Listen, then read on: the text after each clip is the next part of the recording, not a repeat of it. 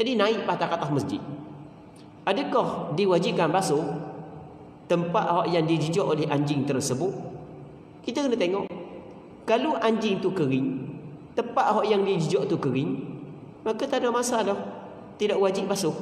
Tapi kalau sekiranya salah satu daripada anjing ataupun lantai masjid itu basah, maka kita kena basuh sebanyak 7 kali, agar tidak terkena kepada orang yang naik untuk sembahyang berjemaah di atas masjid tersebut. Cuma, ada cuma selagi. Cuma kalau sekiranya benda tu sering berulang, kalau tebang basuh sampai ke 7 kali memang menyusahkan, maka tidak menjadi masalah. Mengambil pandangan sebahagian daripada ulama yang mengatakan tidaklah wajib basuh sebanyak 7 kali, melainkan kalau ia berkait dengan jilatan anjing. Okey, boleh faham kan? Dia sekarang ni dalam hadis yang diriwayat daripada Abi Hurairah, kata Abu Hurairah, Nabi sallallahu alaihi wasallam bersabda, "Idza walagal kalbu fi ina'i ahadikum." Apabila anjing dia jilat dalam bekas seorang di kalangan kamu, maka kata Rasulullah sallallahu alaihi wasallam, maka hendaklah dia membasuh sebanyak 7 kali. Salah satu daripada 7 kali dengan air tanah. Dalam hadis yang sebut secara jelas adalah jilatan anjing. Maksudnya air liu anjing tu yang dihukumkan sebagai najis mughalladhah.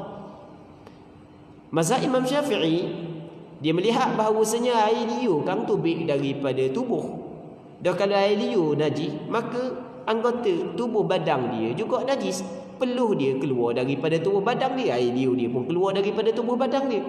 Bukan setakat air liu, bahkan keseluruhan tubuh anjing najis. Baik. Jadi sebahagian daripada ulama fiqh mengatakan yang wajib kena basuh sebanyak 7 kali adalah jilatan anjing. Manakala selain daripada jilatan anjing tidaklah wajib basuh sebanyak 7 kali. Jadi kalau sekiranya benda tu sering berlaku, jadi letih juga nak basuh, jadi memang cukup susah lah, maka boleh, tak ada masalah. Ambil pandangan sebahagian daripada ulama, cukup basuh sebanyak sekali sahaja. Melainkan kalau ia melibatkan jilatan anjing, anjing duk jilat situ, duk jilat sini, itu mesti kena basuh sebanyak 7 kali, kerana secara jelas Nabi sallallahu alaihi wasallam sebut kena basuh sebanyak 7 kali. Baik. Walau bagaimanapun, tetap pandangan mazhab Imam Syafi'i adalah pandangan yang lebih selamat, lebih berhati-hati. Jadi kita dalam bab ibadat ni lebih baik kita mengambil pandangan yang lebih berhati-hati.